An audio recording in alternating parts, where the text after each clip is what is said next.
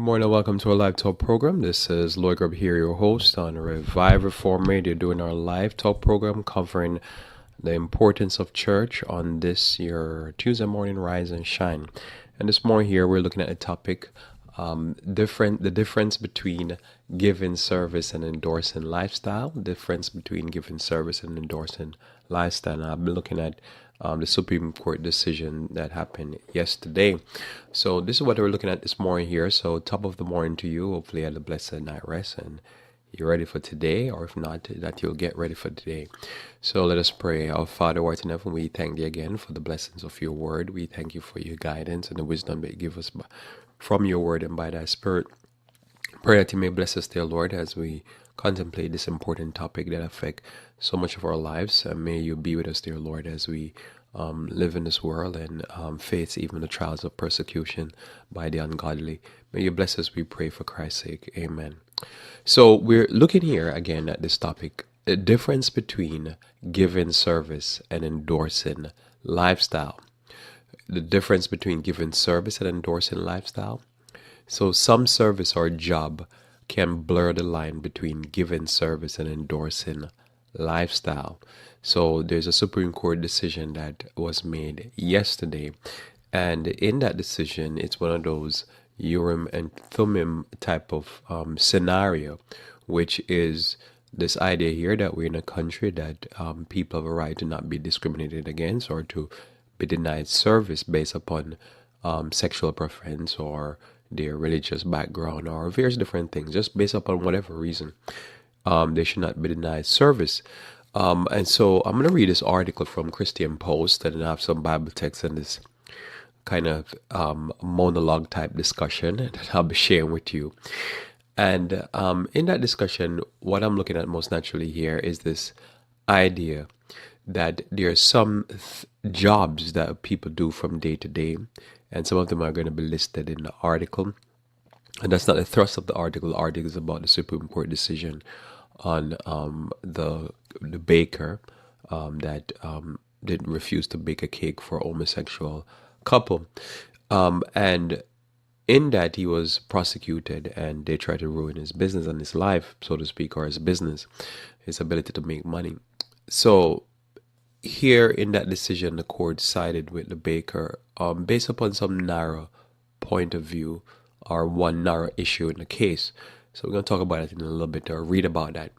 But what I want to talk about after I read that is this idea here that some jobs that you go to, whatever job you're going to, some of the things that people do on a day-to-day basis does not endorse or celebrate a certain lifestyle. Some jobs blur the line because they have one particular view in mind, and that is with the marriage celebration. And so more and more the jobs that are surrounded the wedding industry, these people are being prosecuted. But, if you're a person that pick up garbage, you're just picking up garbage. If you're a person that is a carpenter or you're a person that is in sales or services, you're just doing a job, you're just doing a job for the general public. It doesn't have anything to do with the individual, the lifestyle. Do you like the person or not like the person? Do you endorse their lifestyle or not? But there are some jobs now that one do from day to day that has something to do with the celebration. And these jobs, as I say, primarily, there are the instances that has to do with lifestyle. If you're a bartender, you're basically making a living on the lifestyle of people drinking. And so can you be a Christian and be a Christian bartender? So that's where some things, let's say certain jobs, blur the line. They're not that simple because they have to do with, as I say, certain lifestyle. If you're selling drugs on the street, you're a promoter of the lifestyle of somebody who's a drug addict. And so it is with even people, as I say, people in the wedding industry. As far as I'm looking at it, it is a celebration. You're part of the person's celebration of their newfound love. So again, my topic is the difference between giving service and endorsing lifestyle. Some service or jobs can blur the line between giving service and endorsing lifestyle or celebrating lifestyle. I'm going to read one passage of scripture for you, and then I'm going to go into my article. In Matthew 20, verse 28, it says, even as the Son of Man even as the Son of Man came not to be ministered unto, but to minister and to give his life a ransom for many. So a little bit, I'm going to read to you the type of ministry that Christ was doing. And as we know, Christ preach and heal primarily, feed people and so forth. But he primarily work was heal, and if you want to call it preach, educate. And that was his work. And so the question again, when it comes on to ministering, a person comes to you and you're in an industry where, again, you're not celebrating their lifestyle. A person is sick. They got sick, how they got sick, Christ was not focused on that. It doesn't matter. The point is the person's in front of you, they're sick. You heal the sick. So a person who is a heterosexual, an adulterer, a thief, a gangbanger, a murderer, a police in the line of duty that gets injured, a fireman that get burned. It doesn't matter. A person comes in front of you. The question is not why you're in the state that you're in. The issue is just you're offering service to heal those who are sick or injured. A person coming to you now and say, well, I want you to conduct a wedding for me. And you say, what kind of wedding? It's a celebration of my partnership with my same-sex partner. Now, that job, to me, blurs the line because you're still offering service, but it blurs the line with service and endorsing lifestyle. So that's what I want to discuss. So put that out there.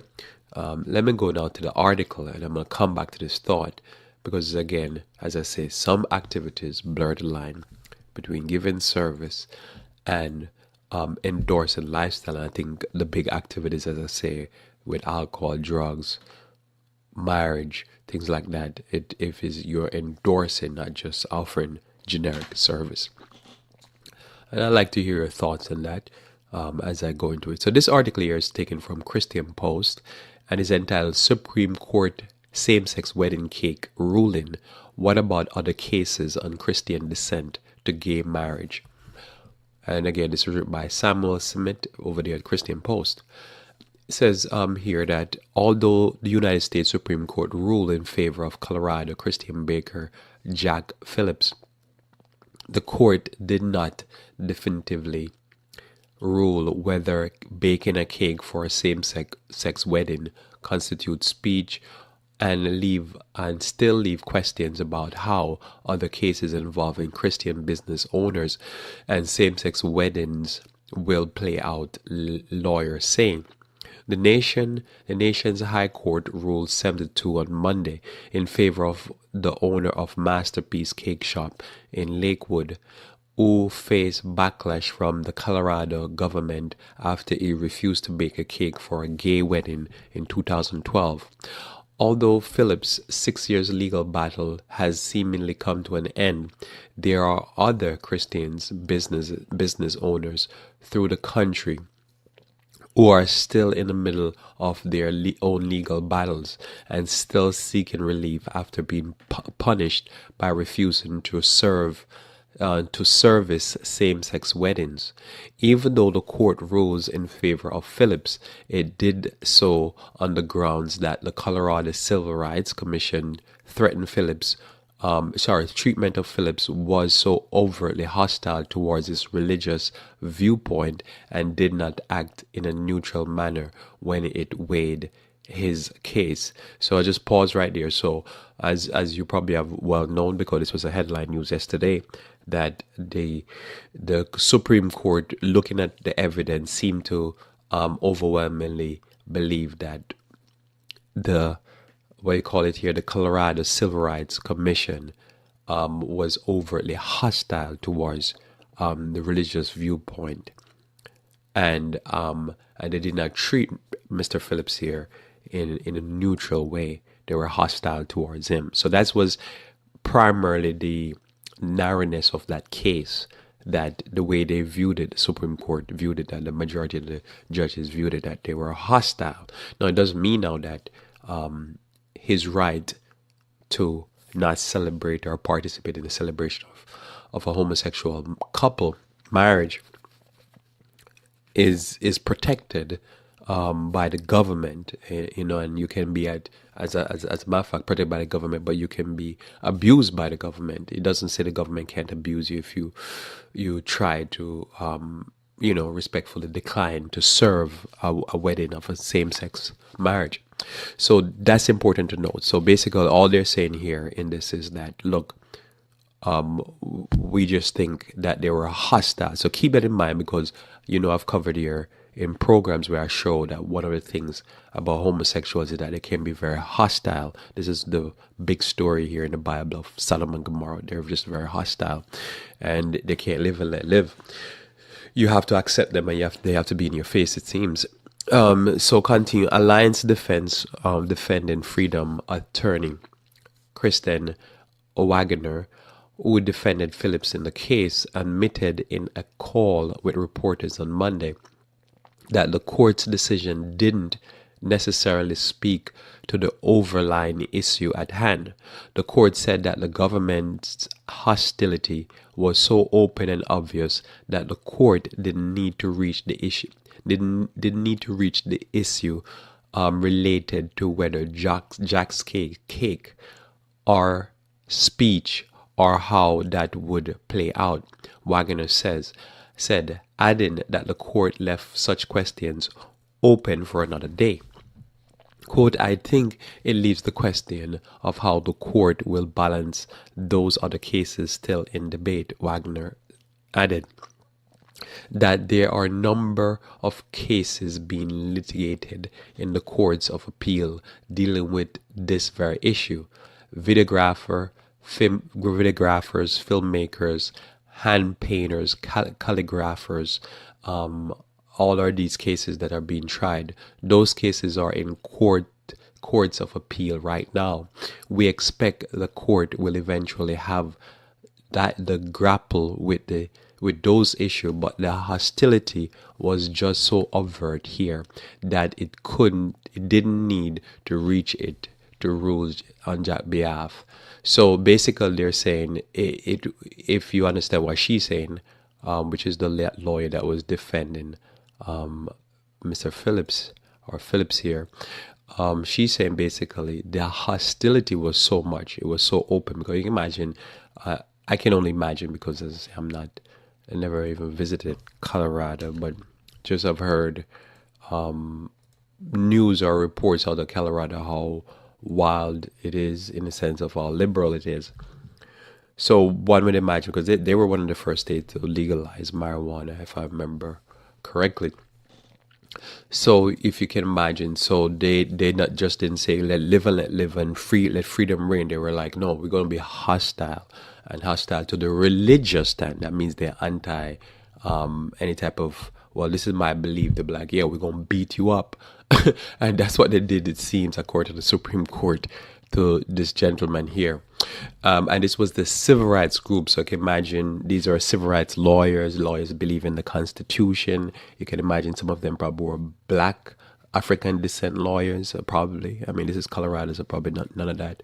This would be interesting to see who worked for the civil rights unit over there in Colorado, to see how these people became monsters. Now, the American Civil Liberties Union, which represent gay couple turned down by Phillips, asserted in a statement that court's decision was based on concern unique to the case.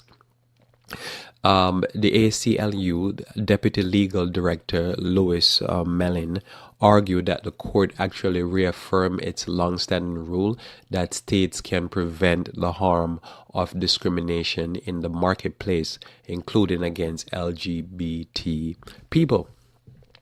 Today's decision means our fight against discrimination and unfair treatment will continue. Charles Craig and David Mullen, the gay couple turned down by Phillips in 2012, said in a joint statement, "We have always believed that in America you should not be turned away from a business open to the public because of who you are." Yeah, I That's a beautiful statement. I believe in that also, but that's not been my experience. So anyhow, on the press call, Wagner discussed how the court's decision in Masterpiece Cake Shop versus Colorado Civil Rights Commission could impact other cases that are pending before the U.S. Court of Appeal.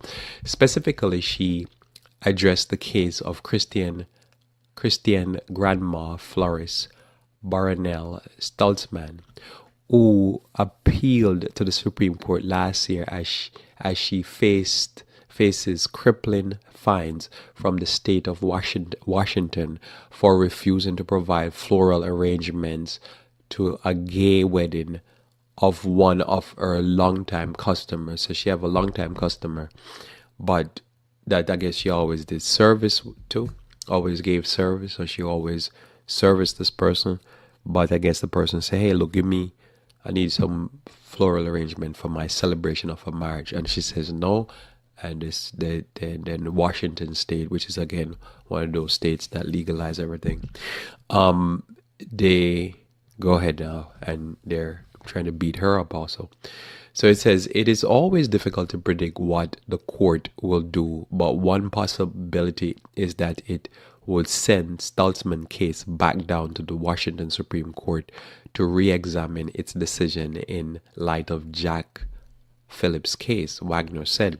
Wagner said that there is also evidence to argue that there was similar government hostility present in Stoltzman's case, noting that the Washington State Attorney General took unprecedented action when he bypassed the State Human Rights Commission and directly filed case against Stoltzman. Because of the Attorney General's prosecution, Stoltzman could lose all her personal assets. Lawyers for Aaron and Melissa Klein, who closed down their bakery in Oregon, all after being fined over $135,000 by the state for refusing to bake a cake for a same-sex wedding in 2013, are optimistic about their client's chance going forward. So here's another case now where, again, they hit this couple, this person here, this couple here with $135,000 fine. So basically, they're just trying to use the government to ruin people financially, and it seems like it's kind of working. The client's case was appealed in the Supreme Court of Oregon in March after the couple suffered a loss at the State Court of Appeal in December. The Oregon Bureau of Labor and Industries decision against the clients was tainted by the same anti-religious bias that caused the U.S. Supreme Court to rule for Masterpiece Cake Shop in a free exercise ground. Adam Gustafson of Boyd, Gray and Associates said in a statement, this anti-religious bias is evident in Commissioners Brad Avakian's Facebook post about the client's religious belief. The commission's decision to award damages to Aaron Klein, quotation of scripture, and the outrageous magnitude of the $135,000 damage award. So a pause there again. So here you have just multiple cases where, again, you can see the states that are lined up, Oregon, Washington, Colorado, and I could imagine there are going to be some of them coming on over here or already over here in the West Coast. So you can see this type of cases going on, and basically, as I said before, just in case you hear me reading this article and you forget what my topic is, the difference between giving service and endorsing lifestyle or celebrating lifestyle, because the marriage is a celebration of a couple's decision to go together. So we continue reading. Wagner told reporters that the court's decision in Phillips' case is consistent with its other rulings pertaining to religious freedom, including its ruling last year in the Trinity Lutheran case. Certainly, this case will affect a number of cases for years to come in free exercise jurisprudence. jurisprudence, Wagner said. That is how the court's decision work. Again, in other recent decisions like our Trinity Lutheran decision that we won last year, that court is constantly telling the government that you cannot treat people of faith differently than others in the marketplace. You cannot express hostility towards them just because the government disagree with their viewpoint. This decision today affirms that again. In an op-ed piece published by USA Today, Phillips expressed joy with the court's decision. Quote, now that the decision has arrived, I can see the sun once again, Phillips wrote. The Supreme Court affirmed that the government must respect my religious beliefs about marriage. It welcomed me back from the outskirts where the state had pushed me, at least for the moment. It has brought an end to my storm. End of quote there. The court's decision Monday has spurred reaction from a number of prominent religious conservatives. Tony Perkins, president of the Family Research Council, stated that the court's ruling is a victory for our nation's long-cherished freedom of following one's deeply held belief without fear of government punishment. The Supreme Court made clearly that the government has no authority to discriminate against Jack Phillips because of his religious beliefs. Perkins stated, misguided government officials singled out Jack's religious beliefs for discriminatory treatment, but that isn't freedom, it is tyranny. Robert Jeffries, the pastor of First Baptist Dallas, prominent evangelical supporter of President Donald Trump, issued a bold statement when claiming that Monday's decision essentially guaranteed Trump's re-election 2020. Today's SCOTUS guarantee re-election of President Donald Trump by protecting religious rights of Baker to not participate in a gay wedding. And it says this is the most consequential promise made, promise kept. Attorney General Jeff Sessions, who issued a wide-ranging guidance on religious liberty last year, also praised the ruling in a statement. Last year, the Justice Department submitted a brief on the court in favor of Phillips. We are pleased with today's Supreme Court decision, Sessions says. The First Amendment prohibits government from discriminating against citizens on the basis of religious belief. The Supreme Court rightly concluded that the Colorado Civil Rights Commission failed to show tolerance and respect for Mr. Phillips' religious beliefs. So there's the end of the article here. So read the rest of it. Even what I read at the end, didn't personally want to read it, but I said I'll just read the whole article to hear from those people who are pushing it as to something to do with Donald Trump or something. But here goes this thing here. So the question I'm delving with in my head and to you is the difference between, or the statement is the difference between giving service and endorsing lifestyle. Because all the Supreme Court cases with they're surrounded an activity that has to do with marriage, most naturally. So marriage is the issue. And the issue here is with the wedding celebration, and giving service at the wedding celebration. So this is where the issue is. So most of you know, as in America here, wherever you listen to me from, and in many countries, in some countries around the world, marriage between same-sex marriages are legal. So the government has made it legal for two people of the same sex to get married. Now, what happened now? That's what the government says. But what it happens now is that in a marriage, as you know, a marriage is a legal and formal recognition, formally recognized union of two people as partners in a personal relationship. So a legal or formal. So that's a marriage. So the person can go to a church if the church endorses gay marriage, or they can go to the courthouse, or they can get somebody who has a paperwork to conduct the marriage on behalf of the state and then register the marriage. union between the two people.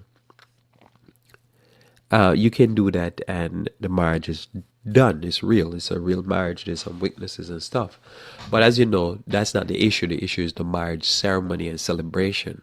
So the church part or the legal part, and then the after that, then you go to the wherever the place is and you go celebrate with the cake and all that good stuff. So the marriage celebration is a celebration of the union. So that's obvious.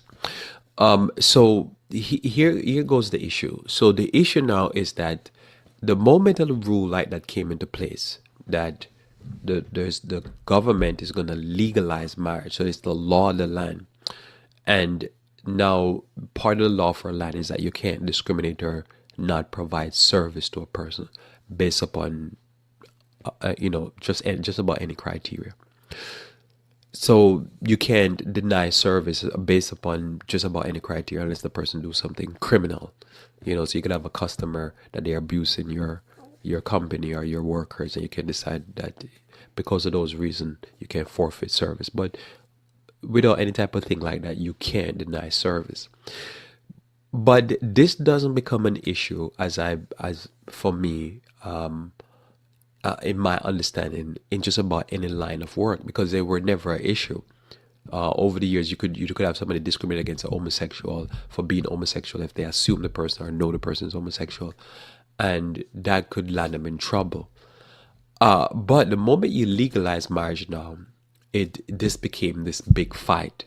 And the fight is not so much because the fight is already settled in most states about two people getting together and it's legal. The fight becomes now in the service industry, because before, a homosexual was able to buy a house, buy a car, buy food, go to hotels, go to the theme park, go to a state park, you name it. What is it that just do life, and most of what they would encounter is somebody personally going up against them. But there was no lockout of the system. But the moment this thing came into being, then all of a sudden you have a fight now, because again, the person that now would normally as a commercial business to be a videographer, filmmaker, or a person that takes wedding photos, that was a public service that they did, and they didn't have to deal with this, or they could refuse business in the past. All of a sudden, now the American Civil Liberty Union and all the civil rights organization was going to now say, well, you're taking away people's civil rights. We're going to prosecute you. We're going to hit you hard and try to destroy your business. And this is what they've been doing. And basically, this is what the Supreme Court said. Out of the 9 judges, it seemed like all of them agreed that this was the case, but the 2 that dissented, they were saying, well, it's still, you're kind of like, I guess you're giving free rein to somebody discriminated. But all of them says they were aggressive. So that's number one. And that's been something I've been preaching here, that homosexuals can be very aggressive with, they're pushing their lifestyle, and you must accept it, even though the lifestyle is abhorrent. But so the filmmakers are in trouble, the photographers are in trouble. Now, if they're Christian and they do not want to celebrate this type of lifestyle or serve people in this event. But again, I don't know if, say, 2 people came in to take pictures to a regular photographer, and they probably even look gay, and they came in wrapped in rainbow, would they take the picture? Probably they would, and probably they wouldn't. If those same homosexuals came in, like the situation with the florist, I think in Oregon, they said that she was servicing the homosexual person, the lesbian lady, for years. They were customers. She was, that was her customer. So it wasn't like she wasn't giving service to them. The issue became the marriage, the celebration.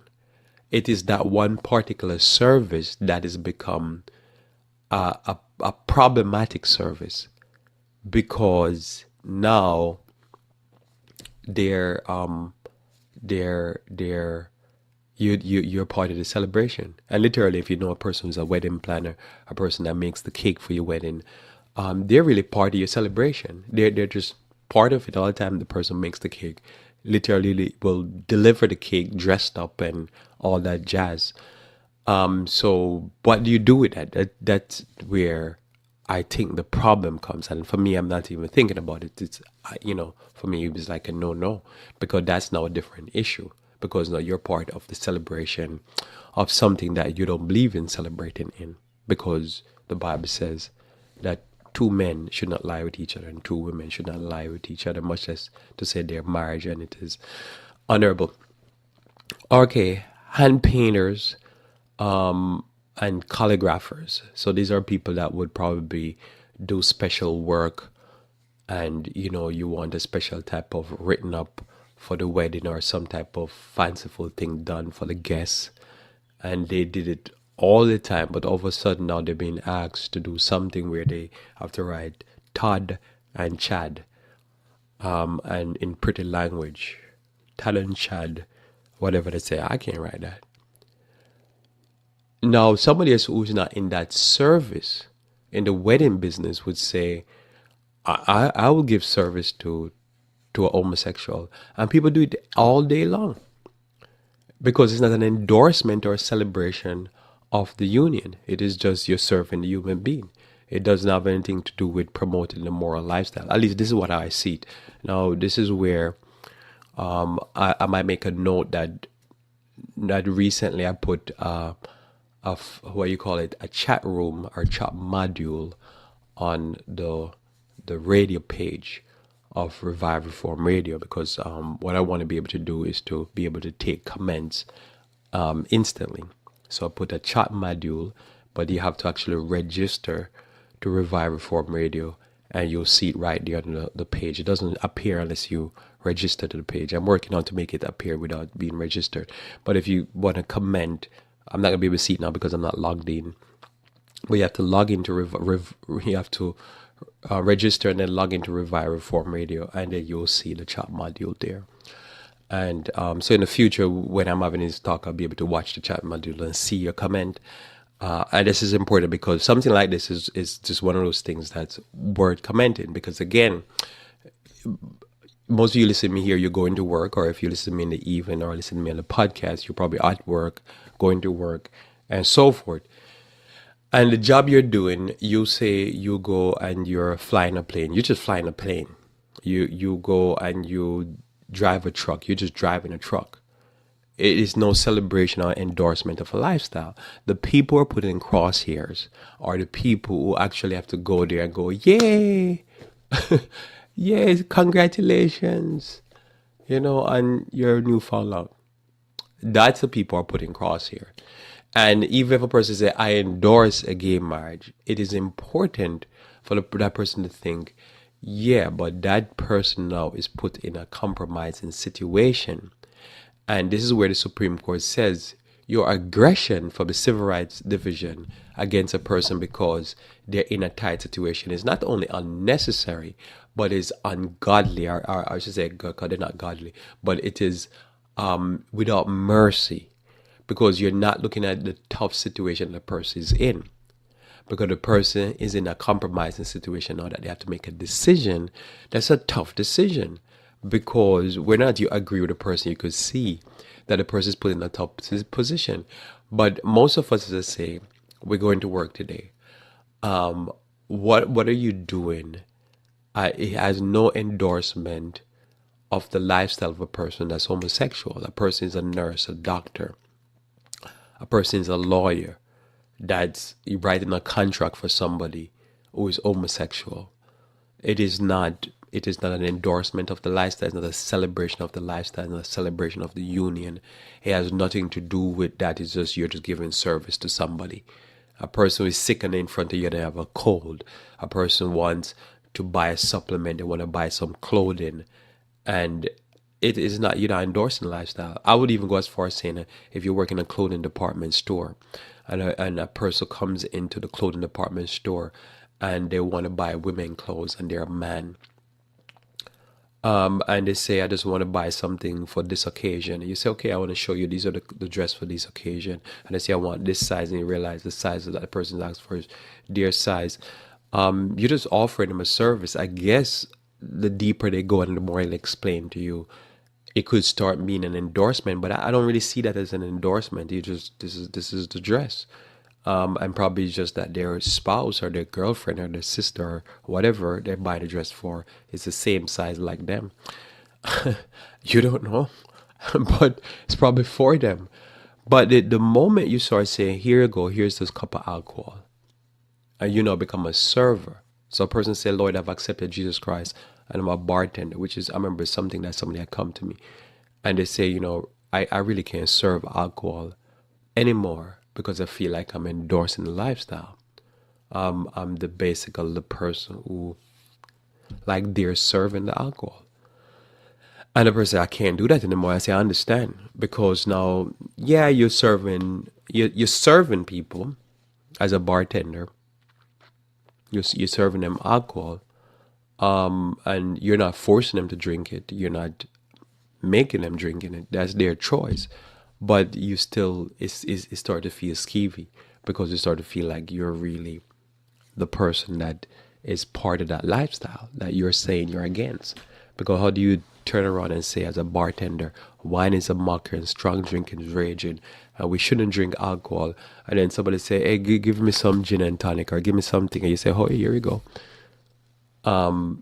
It blurs the line, and that's why I say certain jobs, if you have a moral stance against certain things, it blurs the line. I know people have a problem with cooking pork because they say, well, I'm not eating the pork, but I'm cooking it for people. And I've known people run into problem with this. So a boss could come and say, I'm going to beat you up and kick you out. And probably the person going to have to get fired because all of a sudden they realize, wait a minute, my moral stance doesn't go with my job and I have to make a decision. But to be unmerciful now to that person and start to go at them and put them into mental torture because you're saying, oh no, you need to do this. Like, give the person a break. But the civil rights division, these people are supposed to be looking out for discrimination, say, well, they're going to beat up the baker and the florist and the calligrapher and the filmmaker and the videographers for taking away the rights of the person who's getting married to get married. They're taking away the person's right. Now just say, the person can get married without me making a cake for them. I'm not taking away the right. But they say you're taking away, you're not offering them the service that you offer to the general public. But I have a moral stance that become a problem. I have nothing again. And I'm not going to stop them from getting married, but I just have a moral stance. And they said, no, you can't have that moral stance, and we're not going to go to any other baker or any other person. We're going to sue you and destroy you as a business person so that you can't offer no business in the state. This is basically their stance. So this is why I believe now, before I read my next text here, that when they take stands like this and they become so aggressive, then it is only for that reason now that I understand why many times God have to destroy these people. So here I'm going to read this quotation. It says, read a statement here. It says, if the florist had her as a customer and was taking her game money, well, you see, that's where I have a problem with it. Taking her game money for floor, it's not her game money. You see, that's where I don't agree with that. How can she now turn around and say, because that's what I was saying, is I say, so she's not going to support the marriage. You see, it's not game money. It's just money. It's not endorsing lifestyle. If you don't agree with the gay marriage, shouldn't you also not perform any service for the gay? No, it's not. It's not the same thing. It's just service. You don't have to like me as a black person to pump gas for me. Pumping gas is not an endorsement of lifestyle. The marriage to me is a celebration of the lifestyle. Making flowers for somebody to put in their living room is not the same as making flowers to the celebration of a marriage. At least that's how I see it. I don't believe it's gay money. And that's just the difference. In Matthew chapter 4, verse 23 to 25, Matthew chapter 4, verse 23 to 25 says, and Jesus went about at Galilee, teaching in their synagogues and preaching the gospel of the kingdom and healing all manner of sickness and all manner of disease among the people. And his fame went through all Syria, and they brought in unto him all sick people that were taken with diverse diseases and torments, and those which were possessed with devils, and those which were lunatics, and those that had the palsy, and he healed them. And there followed him a great multitude of people from Galilee, and from Decapolis, and from Jerusalem, and from Judea, and from beyond Jordan. So here Christ healed the sick. And as I said before, when it comes on to, in my understanding, for me to see a person comes to me and say I know their lifestyle, I don't know their lifestyle. For me, it's I just believe, say, if a person need a herb, and they need a herb because they have an autoimmune problem, or they have an immune problem, the immunity is low.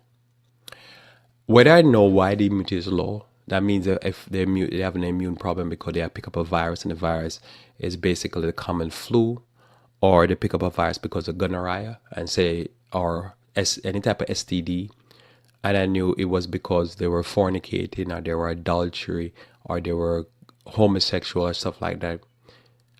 That's their thing, and that's me. No, it doesn't matter to me. It's not me endorsing their lifestyle or anything like that. I'm just doing something to heal the sick. I'm not healing somebody that is. I'm not taking money from to heal gay sickness or flu sickness. I'm just healing money. I'm just taking the money I'm just offering service for the exchange of money. So because here with Christ was just taking people, and he was just basically saying, I'm just healing you of your sickness. So very important. It's, you go to the hospital, it's just they're healing of the sick. As a matter of fact, more and more you see they have laws and rules where they don't want to share of information of why the person is there, how they got there. And I believe it's the same thing. You're just offering service. So this is why I say there's a difference between service and endorsing lifestyle. It's the same thing, like many people are running into this problem. You have two people that they're fornicating. They're living as couple, right? So two of them, Jane and John. Jane and John, you know them. So I invite Jane to my house. Jane come, they sleep over, they spend a weekend. Me and my wife entertain Jane and so forth. She go. The following weekend I invite John. John came, sleep at my house. We have, food, we good. Now Jane and John say, well, we're an item. I want to come to your house. I said, sure. One of you can sleep upstairs and one can sleep downstairs. They said, no, we need to sleep in the same room. I said, no, we don't endorse that. They said, we're not a committed married couple. We're a committed couple. Yeah, you're committed, but we're not for that type of lifestyle. Because certain activities to me go beyond me entertaining a person and me saying, oh, I'm acknowledging the two of you have a right in the same room. We don't endorse that. So to me, there's certain activities that go beyond me interacting and dealing with a person, and also me giving service to people and showing that says, oh, I'm in agreement with the lifestyle, which I'm not in agreement with. Same thing with adultery. There's certain things that if I know, so somebody invite me to a wedding and I know that this is their second marriage and I didn't dissolve the first marriage, it's more like I should be calling the authorities, but I'm not going to go and support that wedding because I believe that wedding is not a legal wedding. So I'm going to say I have a right to deny service, or I have a right to come and celebrate that activity because I believe that activity is immoral. After the first marriage, unless you dissolve the first marriage, you can't move on to your second marriage. And I, as a Christian, cannot support that second marriage. And if I was doing business and the business was to do with the marriage industry, I would have a problem going now and supporting a second marriage of a person because I'm not for multiple marriages. Now, does that mean that I can't deal with the individuals? Yeah, I could deal with them, but I can't go support their wedding. I could see them and, as I say, do business with them. I could still greet them, hug them, love them, sell products to them, preach to them, do whatever they want. But I couldn't have their business in the sense of the celebration of the second marriage, because the second marriage was basically done illegally or immorally. And that's, to me, is another thing. So, and that's, to me, is where the problem goes. So I'll read this other statement. Here's a nice statement, a nice, interesting statement. Is there a difference between saying I don't believe in alcohol, I can serve it to anyone, and I can provide flowers for anyone or occasion except for gay marriage. No, I don't believe there's no difference. I think it's the same thing. I think it's like, how do I serve? Like, if I don't believe in alcohol, why am I serving alcohol? Somebody could say, I'm just a waiter. I'm not the one buying it or selling it. I'm just passing it on, or I'm just a bartender. But there's certain jobs that we believe that we shouldn't be into. We shouldn't be into the production, the sale, trafficking of narcotics. That's what we believe in. So I shouldn't be involved in any business to do with the transfer. So I shouldn't be involved in the business of making alcohol, serving alcohol, selling alcohol, anything to do with alcohol, because I believe wine is a mocker, strong drink is raging. So I couldn't do it. Now, the flip side of that is that I can make flowers, but if the person now is not so much, it's me now. So say you deal with me and I'm the florist, and I have a stance that I say, look, I'll do anything for you, but when it comes on to the wedding, I'm not going to serve flowers at that wedding. I'm not going to make you a cake. I'm going to be part of that celebration. But I'm not going to go out there and say the government legally, you have a legal right to get married. I'm not stopping you from getting married. I just don't want to be part of that celebration. How am I taking the person's civil rights to be married? That's not taking the civil rights, but I have a moral stance against certain things. Just like in any business, there's certain activities or certain people that I believe that you're right to deny business. If you believe that there's a reason for you to deny business to a person, you can deny business. Just like how in a bar you can say the person is drunk and you can stop serving them. And if you don't stop, you can be prosecuted because you realize you know that the person was already drunk. You make them drink until they die and have alcohol poisoning. You still have a fiduciary right to do certain things. And I think this is where the problem is. The person says it's civil rights, but they're not understanding that to be aggressive against somebody because they say, I've served this person for how many years, but I can't be part of that particular activity. That's the thing where the person, especially, it seemed like these civil rights people that they're not getting is that particular activity. They're not taking away the right for the person to be married. The person can be married. I just don't want to be part of the after party. But the person is already married. The moment you go to the justice of the peace and you sign a paper, the marriage is done. The wedding ceremony, the wedding reception, that's not a marriage. It's like, to me, I guess it would be, and as I say, I'm throwing out these things here, and I'm hope you're thinking and going up against some of what I'm saying, because we have to have some of these things well thought out, so that when we're persecuted, we're really being persecuted. We're not just causing headache on ourselves for no reason. Because if we go to a church and they do the funeral service, and people come, part of the funeral service, as we know, is people come and they they say their goodbyes, and some people talking about how great the person was, and some people try to attack the person right there at the funeral service when they say, oh, any words, anybody want to come by and say any words, and somebody say a word, but then while they say the word, they knife the person at the same time. They speak bad of the dead. Okay, you do that part of the service, and the pastor preach, they pray, they take the body, and then before they lower it, they do the few words again, and they do their thing, and then they sing a song and they lower the body. Then after that, now you have the repast. Well, the funeral to me is done. The person is put in the grave. Now the repast is just to make some people have lunch, and then they go home. The funeral is already done. And to me, again, the person is legally married. Not normally, to me, the moment the judge or the pastor say, you can now kiss the bride, or the bride can kiss the bride, or the groom can kiss the groom, the wedding is done. The paper is signed, and all that is now, you just basically have some food and some partying for the guests. That's not a marriage. You didn't take away the civil rights. How is that taking away the civil rights? But I know somebody will say, but that's normally the part of the process of a marriage. But a lot of people get married. They never went to any party after. They get married and they went to the hotel or they went back home. So it is, to me, that idea that say, okay, that's part of the wedding celebration, and the person is now married. And if the videographer say, I would videograph you in any other event, but I can't videograph you in that particular event because that's a celebration and I don't partake in that type of celebration.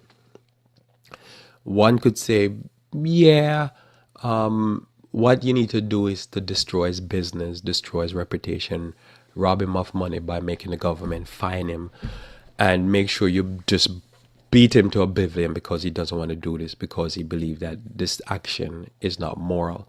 But there's other actions that we don't view as moral, and the government is not going after us because we don't partake of certain actions. I'm not going to provide service to a casino. I'm not going to provide service to a marijuana emporium.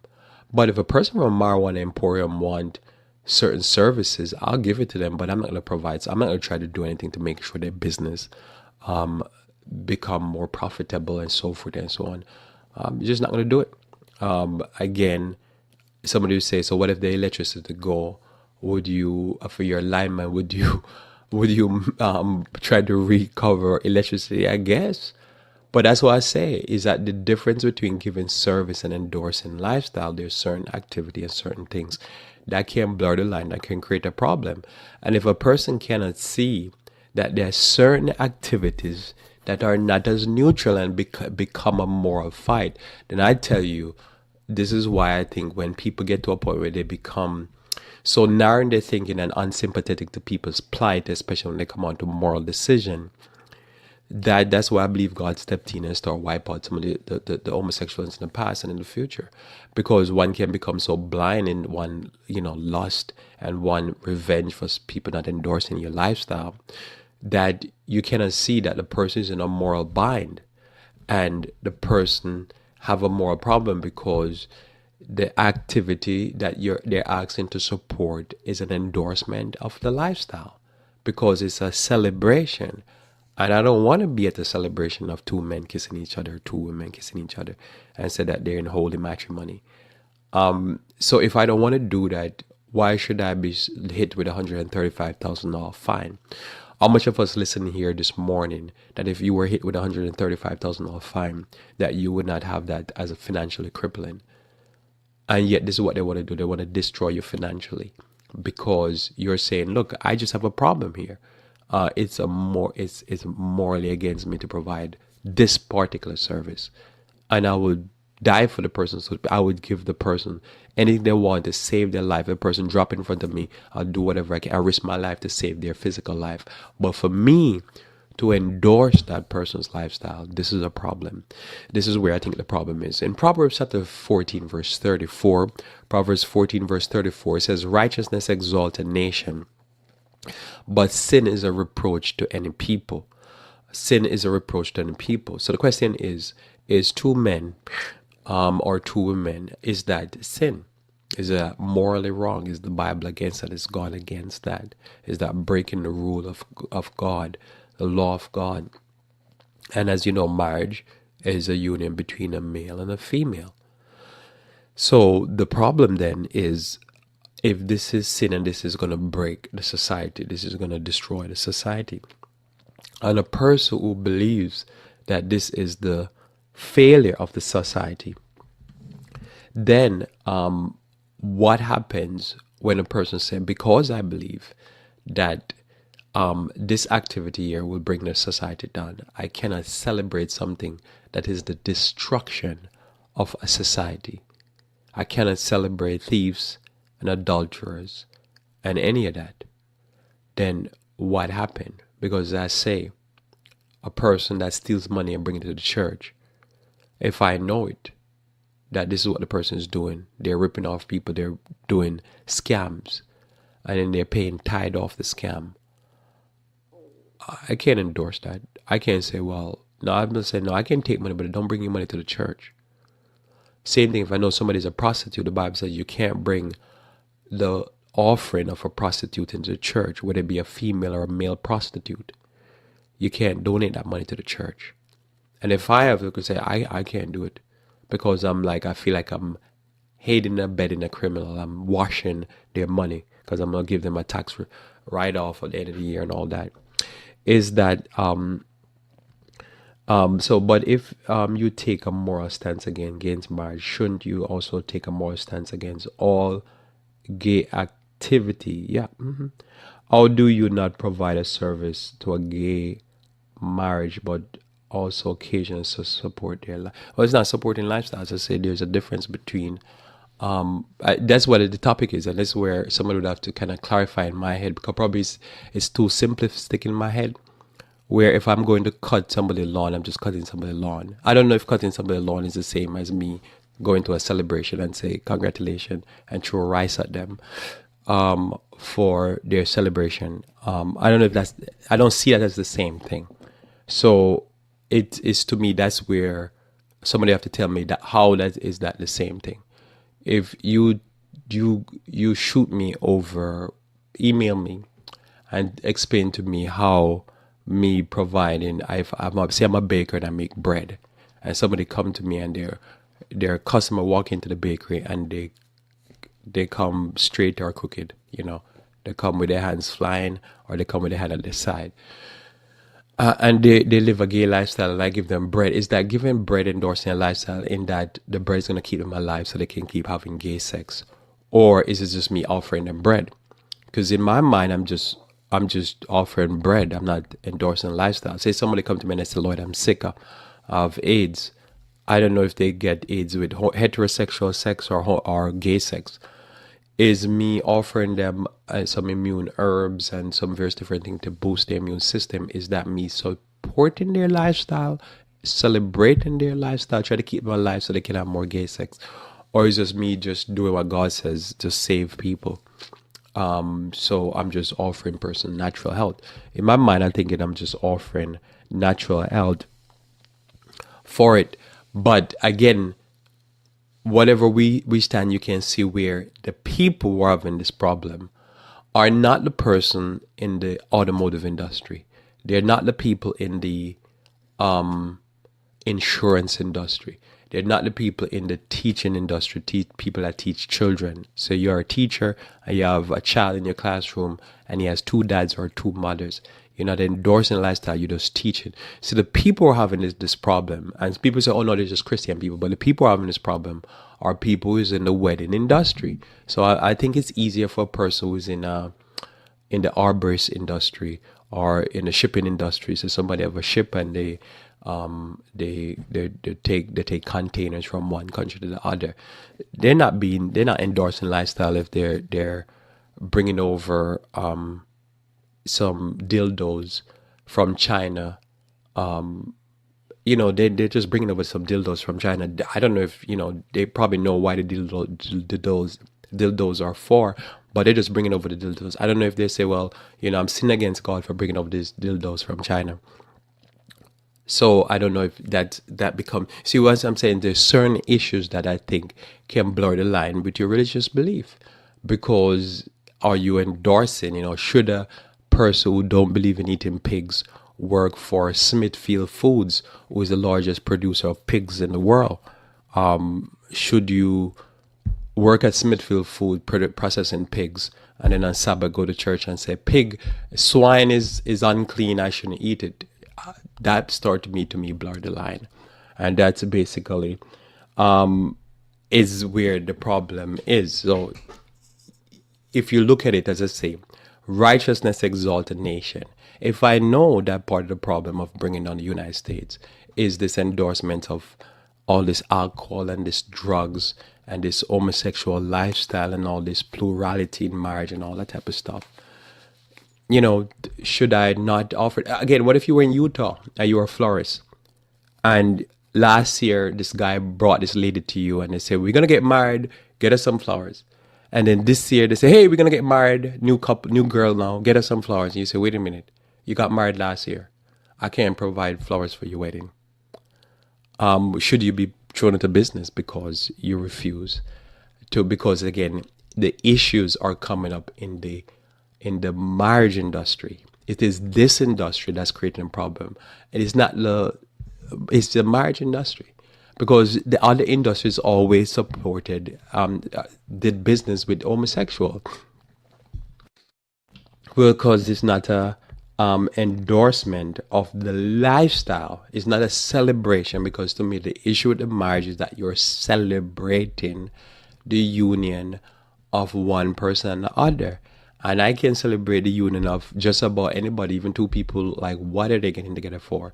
But when it comes on to two people who are gay,